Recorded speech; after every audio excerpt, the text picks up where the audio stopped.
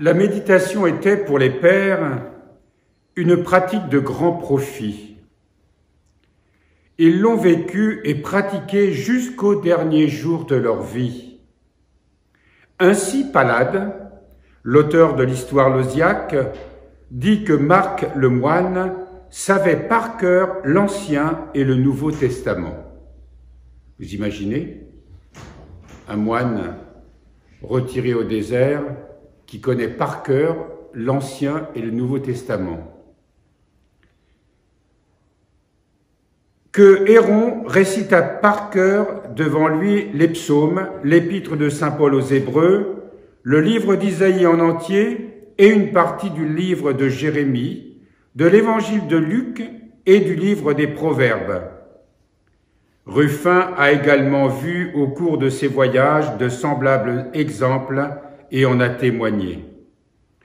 Il ne faut pas en déduire que chez les pères, la méditation ne consistait qu'à apprendre par cœur, mais plutôt que c'en était une conséquence inéluctable, car la délectation permanente des Saintes Écritures dans la récitation, reprise quotidiennement, ne peut que les imprimer dans la mémoire et les laisser courir avec aisance sur les lèvres. Ils n'apprenaient pas par cœur au sens où on l'entend.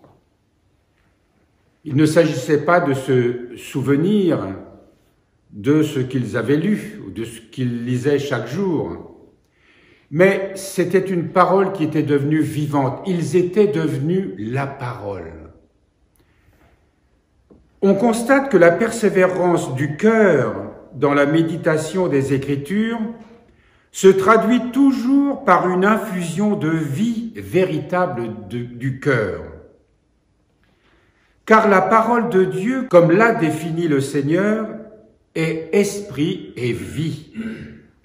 La persévérance dans la méditation de la parole manifeste nécessairement un lien secret avec le Seigneur et par conséquent un courant de vie véritable qui irrigue le cœur.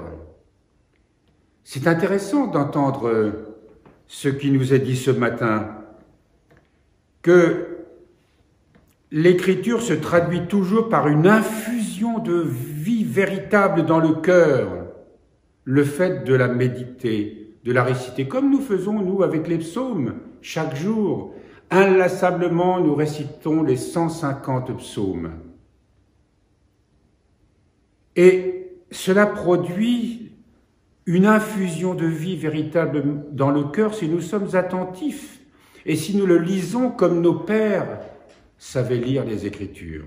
La persévérance dans la méditation de la parole manifeste nécessairement un lien secret avec le Seigneur. Un lien secret. Un courant de vie qui irrigue le cœur.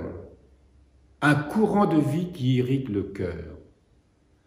Réciter les psaumes, entendre les Écritures comme ce matin au cours de cette liturgie eucharistique, chaque jour. Lire la Bible en demandant à l'Esprit Saint de nous introduire dans le secret de cette parole divine. Irrigue notre cœur, donne vie au cœur. Quant au cœur qui se détourne de la méditation de la parole, il manifeste par là qu'il est en proie à la stagnation et à la sécheresse. Leur cœur s'est coagulé comme le lait, moi j'ai médité ta loi, nous dit le psaume 119.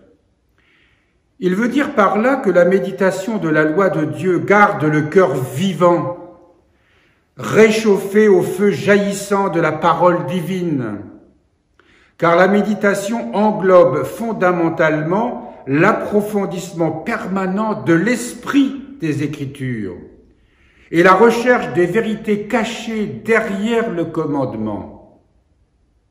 La vérité cachée derrière le commandement. Ce qui a pour résultat de toujours renouveler les pensées de l'homme d'affiner sa sensibilité, de la rendre plus évangélique et de lui conférer un comportement souple et aisé, ouvert de façon positive à toutes les éventualités.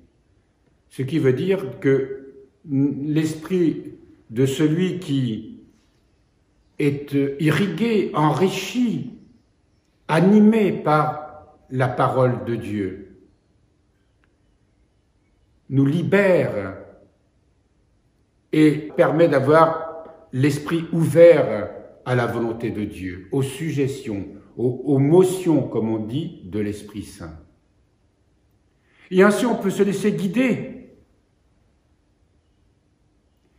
Nous avons entendu ce matin l'Évangile lorsque Jésus chasse les vendeurs dans le temple.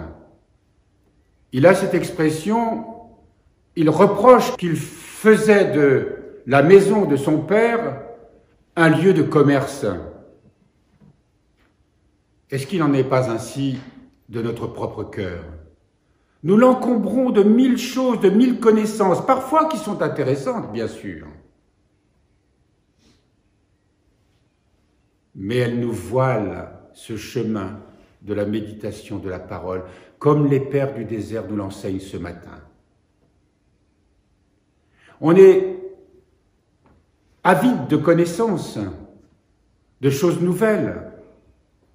Et Dieu sait qu'il y en a des choses nouvelles, oui, et parfois fort intéressantes et parfois utiles aussi. Mais il nous faut discerner ce qui est utile pour que cette parole ne vienne pas nous ravir la méditation de la parole, arracher à cet esprit de méditation. Il y a un amour qui se développe dans le cœur de l'homme à lire la parole. Elle est pour lui une nourriture, douce comme le miel. Un désir de toujours l'approfondir, un désir de se réfugier en elle, un désir de la méditer inlassablement jour et nuit jusqu'à son dernier souffle.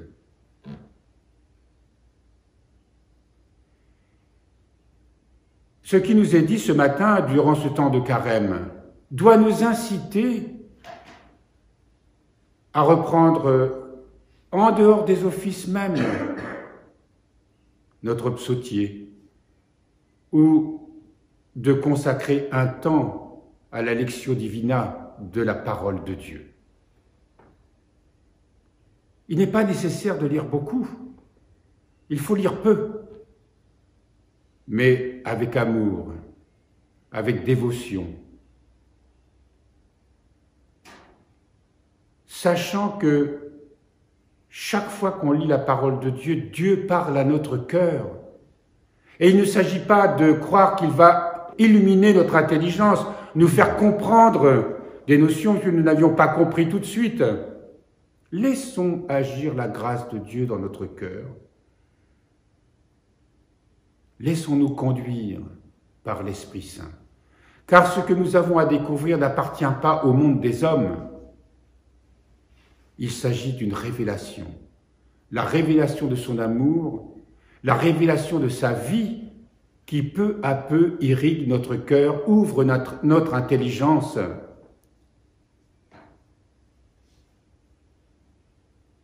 Méditons aujourd'hui ce que nous avons entendu à propos de l'Évangile.